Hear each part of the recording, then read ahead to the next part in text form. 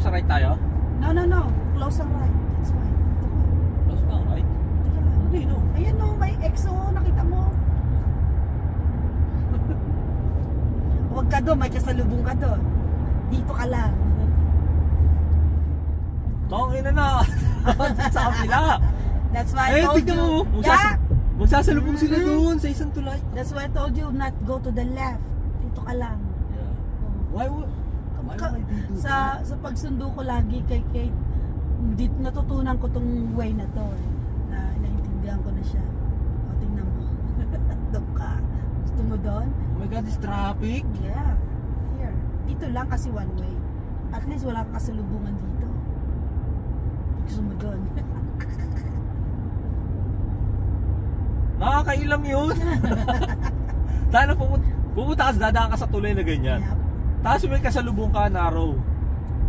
Itong grabe. Hindi ka Yan ang makakatingin sa view. titignan mo to the very very left. Yan yung kasalubungan dyan. Hindi ka makakatingin sa view. Kasi tingnan mo, ayun o. Grabe ba? Dito wala kang ka-right. Huwag ka pupunta sa right kasi cross. Yun. Yan. Alright. Dati hindi ko alam yan.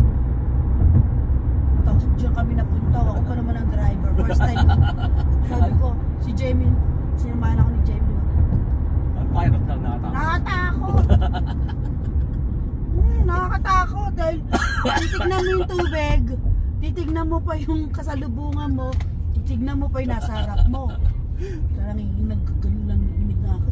Sabi niya, calm down. Titignan mo pa yung barko dumada sa ilalim. Calm down. Ay, hindi dinadaanan ko ng barko eh. I think na-experience ko yan eh. Isang beses lang yata. Dito? Yun na may kasalubong. At comfortable. Kaya tinandaan ko siya. Sabi ko, hindi ka pwede to the very very left. Dito ka sa gitna. Pero pag open ang right, mas maganda dito ka sa right. Kasi hindi mo nakikita yung pader eh. Nakakailang yung pader. Yan. Yan, nakakailang yung pader.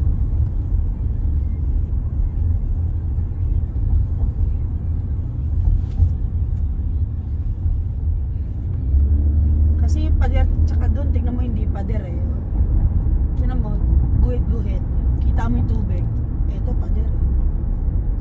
You mean this one is concrete. The other one is Lines. parang metal. Barrel.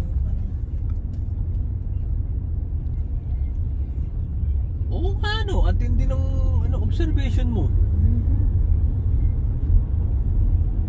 Napansin nyo na. Ang lupit mo, babe. Nakakatakot doon. Ang lupit mo. Yan. Na-experience ko na nag-drive doon eh, Tignan nakakatakot. mo sila very magagaling na driver na to. Mas pinili nila doon yung thrill nila na taas ng level. Kasi gusto nila may kasalubong pa eh. Ang traffic. Hindi natin na-enjoy itong tuloy ito, pero interesting no. Ngayon ko lang napansin yung kanyang rail. Ito concrete, yung kabila bakal. Congestion ahead when flashing. May stock pala tayo ng matagal dito, babe. Yung barko ay laki. Tangi, nasa gitna tayo, babe. Traffic po. Yung barko maandar pa yata. Yung barko maandar papunta I told you. dito. Papunta nga dito eh. Gago ka, wag ka pumunta rito dire-dire. Dito sa kabila wala oh. Di ba na radyo yun, babe? Is that yours? God. Copyright tayo dun. Music. Hindi naman maintindihan. Hindi na yung barko. Papalapit na yung barko. Parang maandar yung barko. This.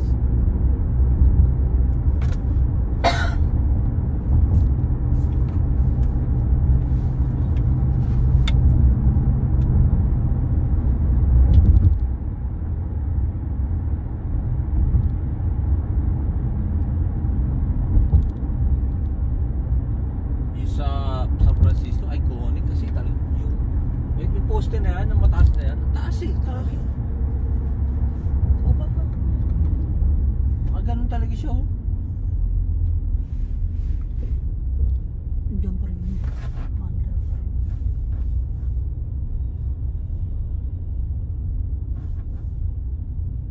Yung video na nag-climb yata sa ganyan, di ko pinanood eh, nakakalula eh. Bakit? Naka GoPro. Ano yun nga nangyari? Buhay pa siya. Nakatakot, nakakalula, ikaw malulula. Buhay pa nga siya. I think so.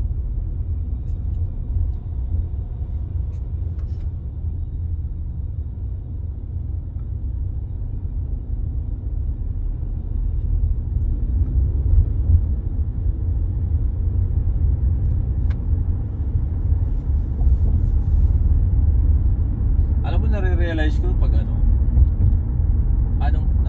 na-realize ko na masarap mag-drive ng iba-iba sasakyan. Kasi yung excitement mo laging nandun. Yung iba-ibang Yeah, I mean, at least 2 cars dapat sa isang individual para sa akin. Kasi nakita ko yung although may binabayaran kang dalawa, pero iba rin naman yung binibigay sa'yo. I mean, kung kaya mong bayaran, there's nothing wrong with that. Pero yung feeling na na na-excite kang drive yung isang car mo uli. Tapos nung dinrive yung truck ko, bago ako eh. Di ba gamit ko ito ng more than a week. Di bago ako, sabi ko. Parang nanumbalik yung bago yung truck sa akin. Ganun pala yun. Tapos pagkasakay naman ako dito, na naman ako na nagiging aware ako. Kasi doon, yung, di ba, mas maraming assistance yun eh. Pagdating dito, nabobobo naman ako. Paano ba to? Yung pag-park ko, di na diretso. Sobra sa harap, sobra sa likod.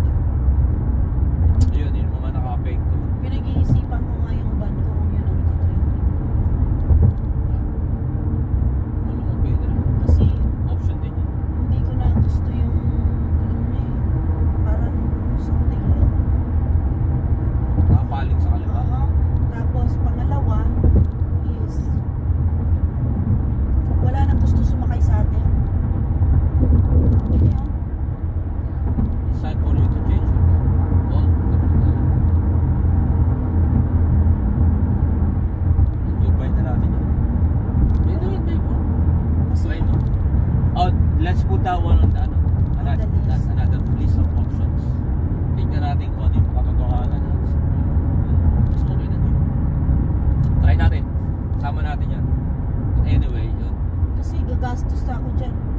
Hinihingian ako ng yung radiator pa lang 3,000. O yung molly. Palagay ko may sira yung molly nun.